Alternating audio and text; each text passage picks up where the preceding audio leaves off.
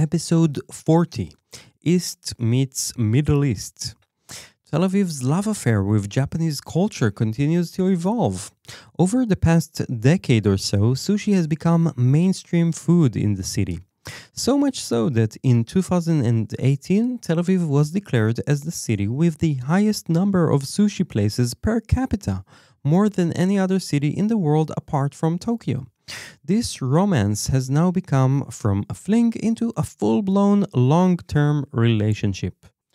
Enter Kimuraya, the Japanese chain restaurant operating in 150 locations in Japan and 11 in Dubai, has opened its new branch in Tel Aviv on number 3 Maze Street. After months of scouting, Kimuraya's special envoy to Tel Aviv concluded, quote, Israel has a rich culture and an international community. Despite concerns about the security situation, I was very impressed by the resilience and positive attitude of the people here, which gave us the confidence to open. End quote. Tel Avivians are now able to enjoy a true izakaya-style restaurant. Once you step inside, you will immediately feel immersed in the Japanese atmosphere. The culinary experience includes high-end sake for drinks and a special grilled beef called yakiniku. The ultimate experience is something Tel Aviv hasn't yet seen. That is the Wagyu shabu shabu, raw meat served as a communal meal around a pot with boiling water filled with carefully selected herbs and vegetables. Diners will hopefully do their best to hold on to the meat with chopsticks and then dip it in the simmering pot for a moment to cook. The Japanese invasion is felt in more specialty food places in Tel Aviv. Coco Neko in the Florentine neighborhood is such a trendy ramen stand that people queue for more than an hour just to get that comforting bowl of noodles. A chain of the Japanese version of ice cream, mochi, now has 6 branches in Tel Aviv selling this sweet dessert made of rice dough. The recently opened Asa restaurant off Rothschild Boulevard features Israel's first robata grill, a traditional Japanese charcoal grill that required special municipal approval to install and a hefty investment by a group of local restaurateurs. One might dub this phenomenon as the second Japanese invasion. The first one was a couple of decades ago, as Israeli chefs sought to bring in this cuisine that was completely foreign back then. They had to fight bureaucratic battles with the health ministry to import soy sauce and seaweed, ingredients barely available in 1990s Israel. It's possible that the second invasion started also because of El Al, the Israeli aviation company, which had launched its direct Tel Aviv-Tokyo route in March 2023, making Japan more accessible than ever and turning it into a hugely popular destination for Israelis. Quote, Israelis who tasted authentic ramen in Tokyo or participated in a traditional tea ceremony come back with hunger for this experience at home, end quote, says Dr. Yoshi Higuchi, Japan's cultural attaché in Israel. Matcha now appears on the shelves of common Israeli supermarkets. A pop-up matcha booth recently opened on Rothschild Boulevard in what used to be the first kiosk in Tel Aviv. How amazing it is that the first business place in the city, originally selling light beverages, now sells a Japanese drink made of green tea powder. It really goes to show how close the Far East had become to the Middle East.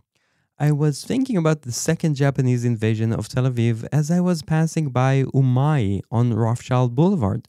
Positioned at the corner of Yavne Street, it has become a neighborhood fixture, serving pre-made sushi sandwiches and imported Japanese soft drinks and snacks. Tel Aviv's evolving food scene is yet another example of how locals lovingly adopt international culture. My name is Tomer Shlush, and I've been guiding tours in Tel Aviv since 2008.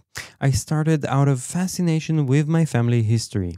The Shlush family was one of the founding families of Tel Aviv.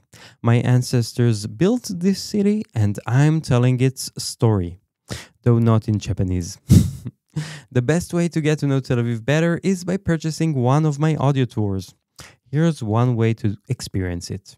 My Trail of Independence audio tour is a historical walk that follows a section of Rothschild Boulevard, tracing the origins of modern Tel Aviv. By walking in the footsteps of founders like David Ben-Gurion and Meir Dizengoff, you'll get to know not one but two stories: how Tel Aviv was born and how Israeli independence was achieved. The tour reveals the incredible story of the first Jewish city in the world, founded in 1909, which transformed in recent years into the heart of the startup nation.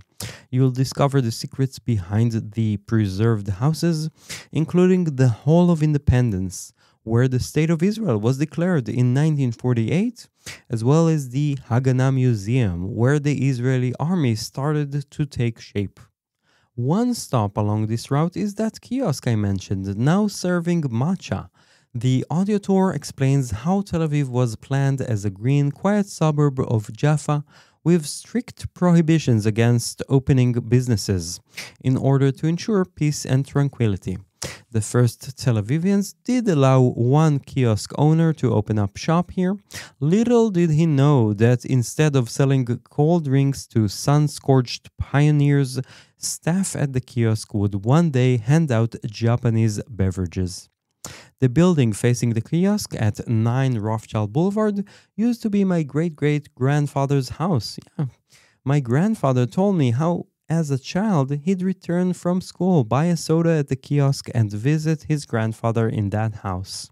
You'll hear more from my family stories in this audio tour.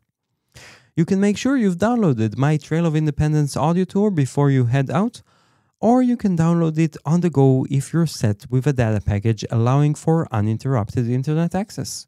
There's a link in the show notes to purchase my audio tour, The Trail of Independence, Tracing the Origins of Modern Tel Aviv. If you have any questions, you'll find all the ways to contact me on telaviv.tours. Tel Aviv is one word, no space, no hyphen, and there's a link in the show notes for your digital convenience. This audio tour passes through the heart of where Israeli independence was proclaimed, and it's worth reflecting on the words of Israel's Declaration of Independence, read aloud in that very Hall of Independence on May 14, 1948. Quote, "The State of Israel will maintain complete equality of social and political rights for all its citizens, regardless of religion, race, or gender. It will guarantee freedom of religion, conscience, language, education, and culture. It will safeguard the holy places of all religions. We call upon the Arab inhabitants of the State of Israel to preserve peace and participate in building the state on the basis of full and equal citizenship." End quote.